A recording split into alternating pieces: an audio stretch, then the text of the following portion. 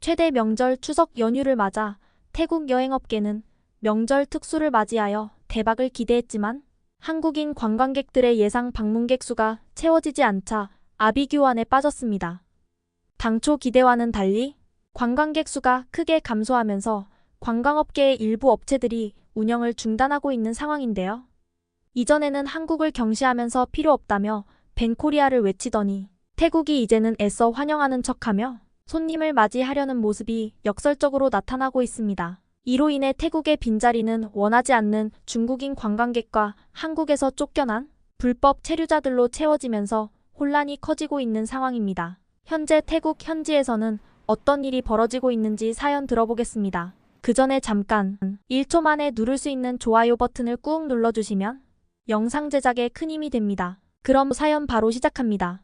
안녕하세요. 저는 차나팁 손끄라신이에요. 방콕에서 관광 가이드로 일한 지 7년차가 되었어요. 지내온 동안 정말 많은 분들이 태국을 찾아와 주셨습니다. 저는 주로 레저 스포츠와 전통체험 관련의 여행 일정을 도와드렸는데 이번엔 정말 신사적인 한국인 관광객들을 맡게 되어 일주일간 행복한 가이드였습니다. 그렇게 저는 마지막 아침 아쉬운 마음을 가지고 호텔로 향했습니다. 처음 제가 한국인 관광객을 맡게 되었다는 말을 들었을 때 기대 반 설렘 반이었어요. 원래는 여성분들이 좀 껴있어야 부드러운 분위기라고 생각했었는데 저의 틀을 완전히 깨부셨습니다. 50대 남자 8명, 처음엔 좀 까다로울 거라 생각했는데 의외로 정말 즐거운 시간을 보냈어요. 너무 따뜻한 분들이고 매너도 너무나 좋으셨습니다. 마지막에는 차나팀 양 덕분에 정말 좋은 추억 만들고 갑니다. 김 부장님이 그러시더라고요. 그때 저는 가슴이 뿌듯했어요. 공항으로 가는 길 버스 안에서 지난 일주일을 돌아봤어요. 첫날 그들이 골프장에서 보여준 진지한 모습, 맛있는 태국 음식을 먹으며 환하게 웃던 얼굴들, 절에서 조용히 기도하던 모습, 하나하나 저에게도 모두 좋은 추억이 되었죠. 아, 맞다. 선물. 김 부장님이 갑자기 외쳤어요. 다들 웃으며 각자의 가방에서 뭔가를 꺼내더라고요. 제게 주는 선물이었어요. 저를 생각해서 선물을 준비했다는 마음에 깊은 감동을 받았습니다. 그러나 우리는 공항에 도착하자 분위기가 달라졌어요. 뭔가 심상치 않았죠. 사람들이 평소보다 훨씬 많았고 경찰들이 곳곳 배치되어 있었어요. 딱 봐도 일반적인 상황은 아니었죠. 이게 무슨 일이지? 저도 모르게 중얼거렸어요. 공항 안으로 들어서자 상황은 더 심각해 보였어요. 사람들로 발 디딜 틈이 없었습니다. 여기저기서 언성 높은 말다툼이 들려왔고 바닥에 앉아있는 사람들도 보였어요. 무슨 일 있나요? 박 과장님이 조심스레 저에게 물으셨어요. 저는 당황한 채로 대답했어요. 잘 모르겠어요. 이런 적이 없었는데. 그때 옆에서 들려온 대화에 귀가 솔깃해졌어요. 그거 들었어? 한국에서 불법 체류하던 태국인들이 대거 강제 추방됐대.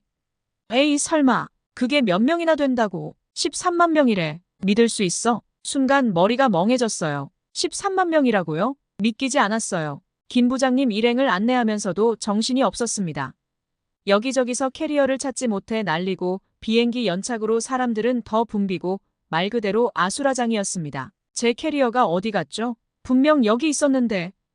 한 남자가 공항 직원에게 소리치고 있었어요. 죄송합니다, 손님. 지금 확인 중입니다. 조금만 기다려주세요. 기다려요? 비행기 시간 다 됐는데 얼마나 기다리라는 거예요? 다른 쪽에선 또 이런 소리가 들리더라고요. 아니, 도대체 왜 이렇게 연착이 심한 거예요? 언제까지 기다려야 하는 거죠?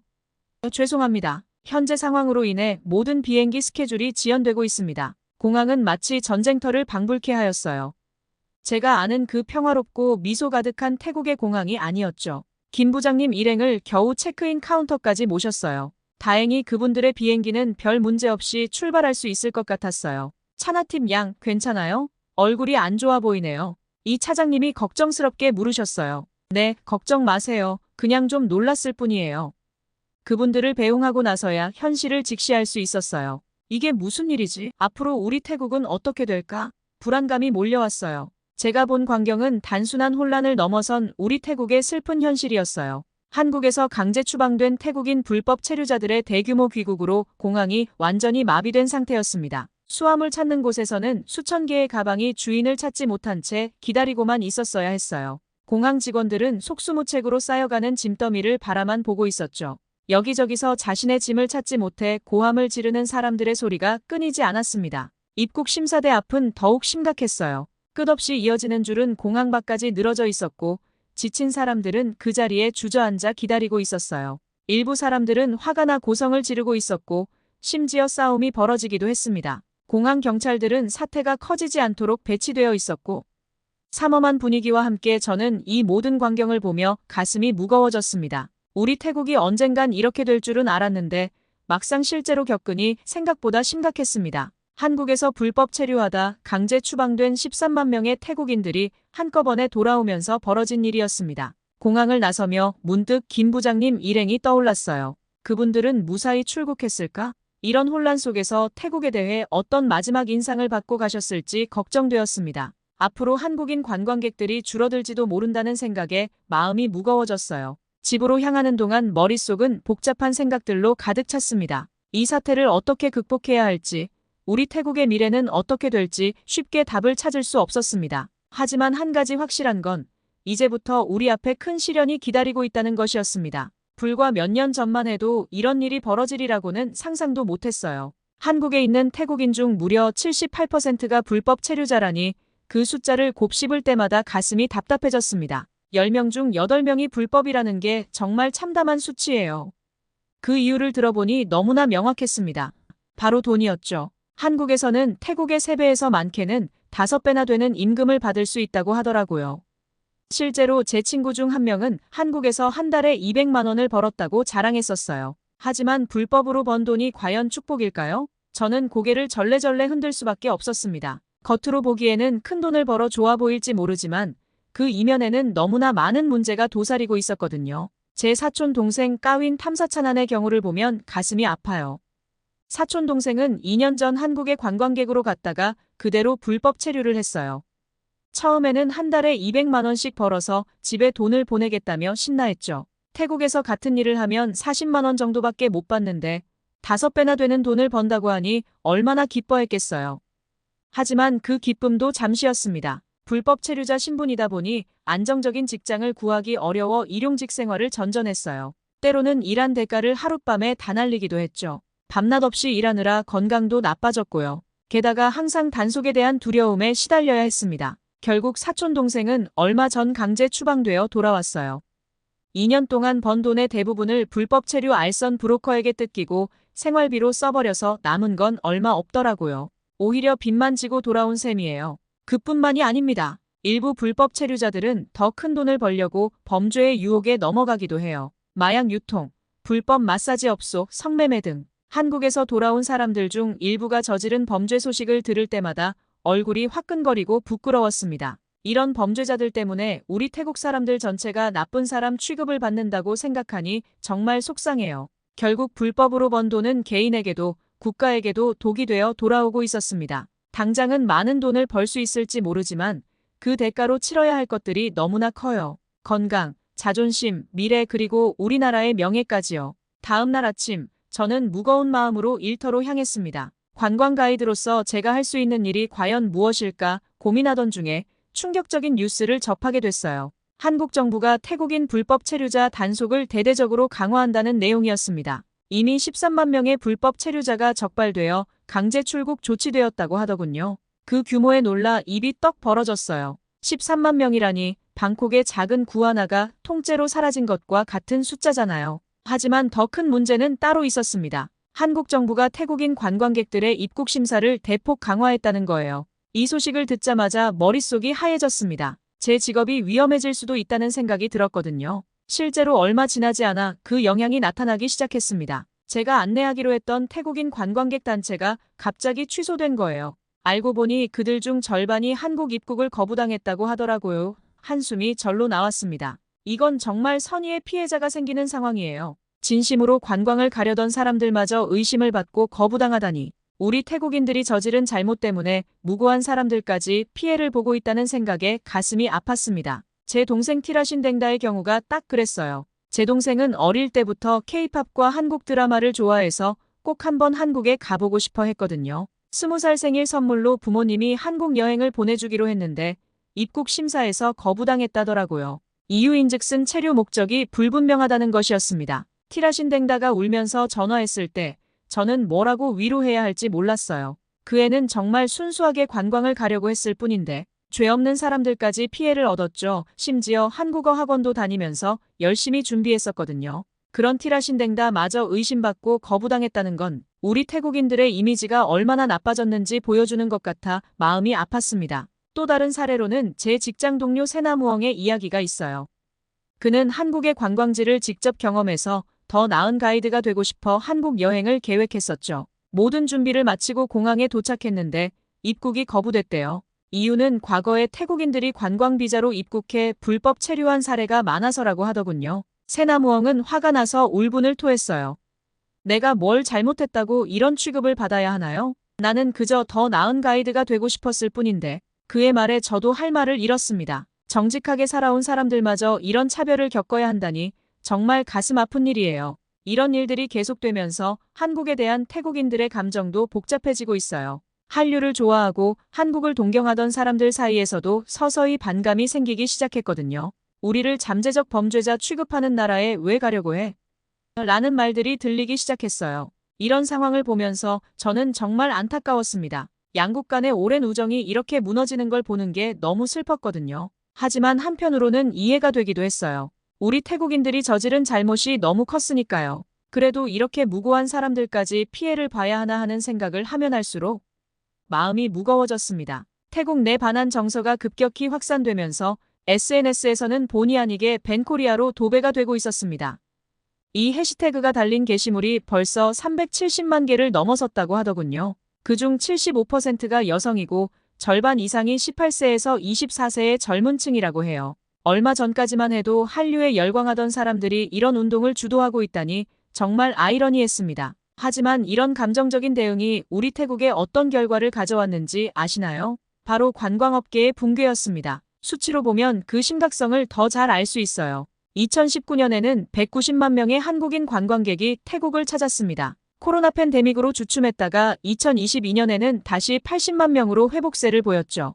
2023년에는 무려 170만 명이 태국을 찾아 거의 코로나 이전 수준으로 돌아왔습니다. 그런데 지금은 어떨까요? 올해 1분기 동안 한국인 관광객 수가 전년 대비 60% 이상 감소했다고 합니다. 이대로라면 연간 50만 명도 힘들 것 같아요. 이건 정말 재앙 수준입니다. 제가 일하는 여행사만 해도 한국인 관광객을 대상으로 하는 패키지 상품을 전면 중단했어요. 직원들의 절반 이상이 해고되었고 남은 사람들도 급여가 30% 삭감되었습니다. 주변의 다른 여행사들은 이미 문을 닫은 곳이 수두룩해요. 방콕 시내의 한국어 간판들이 하나둘 사라지고 있는 걸 보면 가슴이 아픕니다. 그나마 중국인 관광객이 늘어나고 있다고 하지만 이게 과연 축복일까요? 전 그렇게 생각하지 않습니다. 중국인 관광객들이 한국인 관광객들과 얼마나 다른지 제 눈으로 직접 보았거든요. 한국인 관광객들은 항상 시간 약속을 철저히 지켰습니다. 투어버스에서 5분 후에 출발합니다라고 하면 정확히 5분 후에는 모든 사람이 자리에 앉아 있었죠. 쓰레기도 항상 지정된 장소에 버렸고 호텔방도 깨끗하게 사용했어요. 심지어 떠날 때는 이불을 개놓고 가는 분들도 많았죠. 하지만 중국인 관광객들은 달랐습니다. 시간 개념이 전혀 없어 보였어요. 10분 기다리는 건 기본이고 때로는 30분 이상 늦는 경우도 있었죠. 거리에서 아무데나 쓰레기를 버리고 심지어 노상 방뇨하는 모습도 봤어요. 호텔방은 마치 태풍이 휩쓸고 간 것처럼 엉망이 되곤 했죠. 더 심각한 건 여성 가이드들을 대하는 태도였습니다. 외모에 대한 불필요한 언급은 물론이고 노골적인 성희롱 발언도 서슴지 않았어요. 제 동료 중 한 명은 너무 스트레스 받아서 중국인 단체는 더 이상 안 맡겠다고 선언하기도 했습니다. 이런 상황을 보면서 한국인 관광객들의 민족성과 시민의식이 얼마나 우수했는지 새삼 깨닫게 됐어요. 그들이 떠난 자리를 중국인 관광객들이 채우고 있지만 그 공백을 메우기에는 턱없이 부족해 보입니다. 이대로 가다간 태국의 관광업은 물론이고 태국의 이미지 자체가 심각하게 훼손될 것 같아 걱정입니다. 또한 강제 추방된 불법 체류자들의 귀국은 태국 사회에 예상치 못한 혼란을 가져왔습니다. 이들은 마치 물에 녹지 않는 기름 같았어요. 사회에 자연스럽게 녹아들지 못하고 겉돌았습니다. 한국에서의 생활에 익숙해진 이들은 태국의 일상으로 돌아오는데 큰 어려움을 겪었습니다. 태국의 느린 리듬, 덜 발달된 인프라, 그리고 낮은 임금 같은 모든 것이 그들에겐 불편하고 답답하게 느껴졌겠죠. 이런 부적응은 곧 사회 문제로 이어졌습니다. 강제 추방된 이들 중 상당수가 비슷한 문제를 겪었고 이는 곧 범죄율 상승으로 이어졌습니다. 방콕 경찰청의 통계에 따르면 올해 상반기 범죄율이 전년 대비 15% 증가했다고 합니다. 특히 절도와 마약 관련 범죄가 급증했죠. 실업률도 큰 문제였습니다. 한국에서 벌어온 돈으로 호의호식하던 이들은 태국의 낮은 임금을 받아들이기 힘들어했습니다. 그러다 보니 일자리를 구하지 않고 빈둥거리는 경우가 많았죠. 태국 노동부 발표에 따르면 올해 실업률이 2.5%에서 3.8%로 급증했다고 합니다. 농촌 경제의 타격은 더욱 심각했습니다. 이상 농장의 사례가 대표적이었죠. 이 농장은 20년 넘게 유기농 쌀을 재배해왔는데 최근 경영난에 시달리고 있었습니다. 농장주 람파이 씨의 두 아들이 한국에서 불법 체류하며 매달 보내오던 송금이 끊겼기 때문이죠. 그동안 그 돈으로 농기구도 사고 인부들 월급도 줬는데 이제는 그마저도 어려워졌습니다. 이런 상황을 보면서 최근 안내했던 한국인 관광객들의 모습이 떠올랐습니다. 그들의 질서 의식과 배려하는 태도가 인상 깊었죠. 특히 기억에 남는 건 방콕의 한 사원을 방문했을 때의 일입니다. 사원이 매우 붐비는 상황이었는데 한국인 관광객들은 줄을 서서 차분히 기다렸습니다. 신발을 벗을 때도 정리정돈을 잘했고 사원 안에서는 조용히 관람하며 현지 문화를 존중하는 모습을 보였죠. 심지어 일부 관광객들은 사원을 나오면서 주변에 떨어진 쓰레기를 자발적으로 줍기도 했습니다. 또한 그들은 약속 시간을 철저히 지켰고 현지 음식을 먹을 때도 감사 인사를 잊지 않았습니다. 이런 모습들이 우리 태국 사람들에게 좋은 본보기가 되었죠. 반면 태국의 현실은 어떤가요? 강제 추방된 이들이 사회에 적응하지 못하고 문제를 일으키는데도 주변에서는 그저 방관하고 있습니다. 서로를 돕기는커녕 각자 도생의 길을 걷고 있죠. 이런 상황을 보면서 시민의식의 중요성을 다시 한번 깨닫게 됩니다. 법과 질서를 지키는 것, 서로를 배려하는 것이 얼마나 중요한지 말이에요. 우리 태국도 이런 모습을 배워 더 나은 사회로 나아갈 수 있기를 희망해 봅니다. 그러나 태국 정부의 대응을 지켜보며 가슴속에서 분노가 치밀어 올랐습니다. 겉으로는 문제 해결을 위해 노력하는 척하지만 실상은 전혀 그렇지 않았거든요. 총리실에서 발표한 성명은 그저 말뿐인 공허한 약속에 불과했습니다. 우리는 현 상황의 심각성을 인지하고 있으며 관련 부처에 적절한 대책 마련을 지시했습니다. 이 말을 들을 때마다 속이 부글부글 끓어올랐어요. 실제로는 아무런 구체적인 대책도 없으면서 국민들을 기만하고 있다는 생각이 들었기 때문입니다. 경제부 장관의 발언은 더욱 실망스러웠습니다. 한국인 관광객이 줄어든 것은 일시적 현상일 뿐입니다. 곧 회복될 것입니다. 이런 안일한 태도를 보며 절망감이 밀려왔습니다. 현실을 직시하지 못하는 정부를 보며 우리의 미래가 걱정되었습니다. 한국과의 관계 회복을 위한 노력도 거칠애에 불과해 보였습니다. 태국 외교부가 한국 정부에 전달했다는 공식 사과문도 진정성이 느껴지지 않았다는 거예요.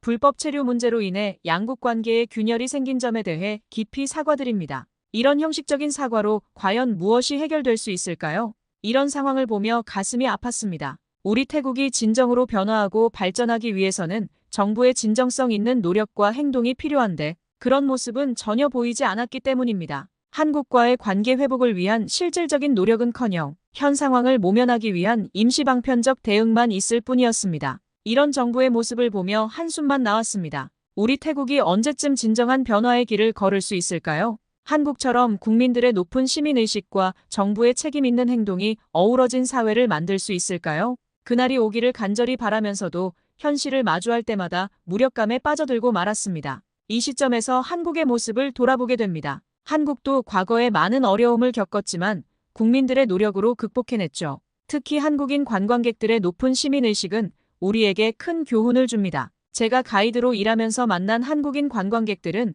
항상 깔끔하고 예의 바른 모습이었어요. 우리도 저렇게 될 수 있을까? 높은 시민의식, 서로를 배려하는 마음, 그리고 끊임없이 발전하려는 의지, 이것이야말로 우리 태국이 배워야 할 점이 아닐까요? 지금의 위기를 극복하고 더 나은 태국을 만들기 위해서는 우리 모두의 노력이 필요합니다. 정부의 올바른 정책도 중요하지만 그에 못지않게 중요한 것은 우리 국민 각자의 의식 변화입니다. 한국인들에게서 배운 그 높은 시민의식을 우리도 갖출 수 있기를 간절히 바랍니다. 제 이야기를 끝까지 들어주셔서 감사합니다. 오늘의 사연 어떻게 들으셨나요? 한국과 태국의 관계에 대해 여러분들의 의견을 댓글로 남겨주세요. 그리고 감동적인 사연을 주변 사람들과 공유하고 함께 이야기 나눠보세요. 잊지 않고 구독과 좋아요, 알람 설정까지 해주시면 영상 제작에 큰 힘이 되니 꼭 부탁드려요. 지금까지 감동을 담아 여러분께 진심을 전하는 감동 담기였습니다. 오늘 하루도 행복한 하루 보내시고 추석 명절 풍요롭고 가족들과 알찬 시간 보내세요.